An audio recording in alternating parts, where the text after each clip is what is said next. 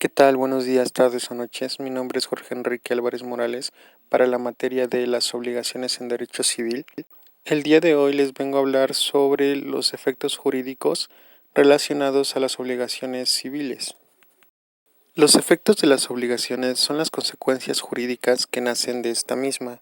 Esto consiste en la necesidad de que se cumpla una obligación, ya sea por el medio voluntario o por los medios judiciales que nos otorga la ley.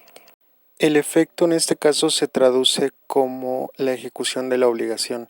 Si una persona se obliga a cumplir o realizar algo en específico, debe cumplirlo. En el caso de que no lo llegue a hacer, se va a enfrentar a los efectos o consecuencias de derecho por el incumplimiento de dicha obligación. Los efectos pueden ser tanto negativos como positivos. Todo va a depender de que si la persona cumplió o no cumplió con la obligación establecida. Sobre el cumplimiento de las obligaciones lo podemos encontrar en los artículos 2062 al 2096 del Código Civil Federal. El cumplimiento de la obligación puede llevarse a cabo de distintas maneras, ya sea por medio del pago, por medio de la prestación de un servicio al que se esté obligado a la persona a hacer, o por medio de la entrega de un bien u objeto. Este pago puede llevarse a cabo ya sea por el mismo deudor, por algún representante del deudor o por cualquier tipo de persona que esté interesada jurídicamente en el cumplimiento de la obligación. El pago también puede realizarse por un tercero que no tenga interés jurídico y que esté obrando con el consentimiento del deudor. O bien el pago también puede realizarse por un tercero ignorando la voluntad del deudor o yendo contra esta misma. En el caso del incumplimiento de las obligaciones, podemos encontrarlo en los artículos 2104 y 2118 del Código Civil Federal. El incumplimiento de una obligación va a traer consigo una serie de efectos de derecho y de hecho. Todo esto entre las partes que estén celebrando el acto jurídico. Entre los efectos de derecho por el incumplimiento de las obligaciones están los siguientes. El sujeto que estuviese obligado a prestar un hecho y dejase de prestarlo o no lo prestase conforme a lo convenido, será responsable de los daños y perjuicios en los términos siguientes. El primer término es si las obligaciones fueran a plazo, comenzará la responsabilidad desde el vencimiento de éste. En el segundo término, si la obligación no dependiese de plazo cierto, se observará lo dispuesto en la parte final del artículo 2080, el que contraviene una obligación de no hacer pagará daños y perjuicios por el solo hecho de la contravención. En el artículo 2105 podemos leer que en las obligaciones de dar que tengan plazo fijo, se observará lo dispuesto de la fracción 1 del artículo anterior. Si no tuviera un plazo cierto, se aplicará lo prevenido en el artículo 2080, parte primera.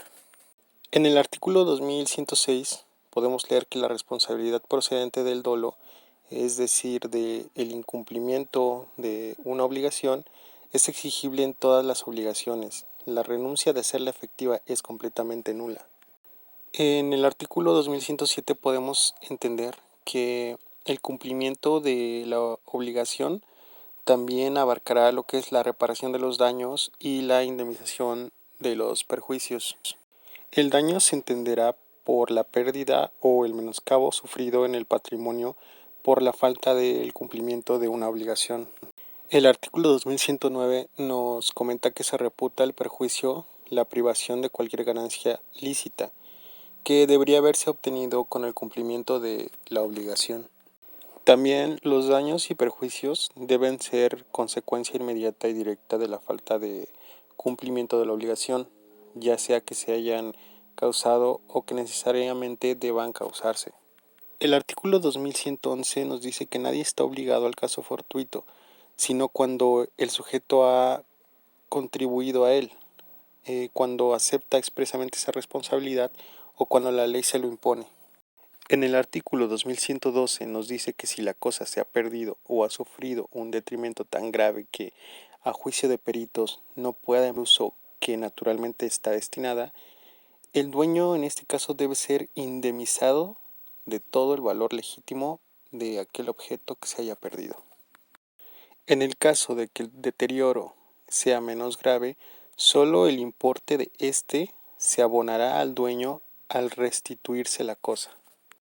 También el precio de la cosa será el que tendría al tiempo de ser devuelta al dueño, excepto en los casos en que la ley o el pacto señalen otra época.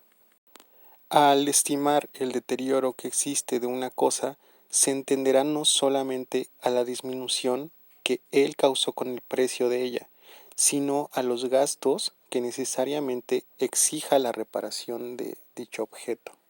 En el artículo 2116 podemos leer que al fijar el valor y deterioro de una cosa, no se atenderá al precio estimado o de afecto, a no ser que se pruebe que el responsable destruyó o deterioró la cosa con objeto de lastimar los sentimientos o afectos del dueño. El aumento que por estas causas se haga se determinará conforme a lo dispuesto por el artículo 1916 del Código Civil Federal. La responsabilidad civil puede ser regulada por convenio de las partes, salvo aquellos casos en que la ley disponga expresamente otra cosa.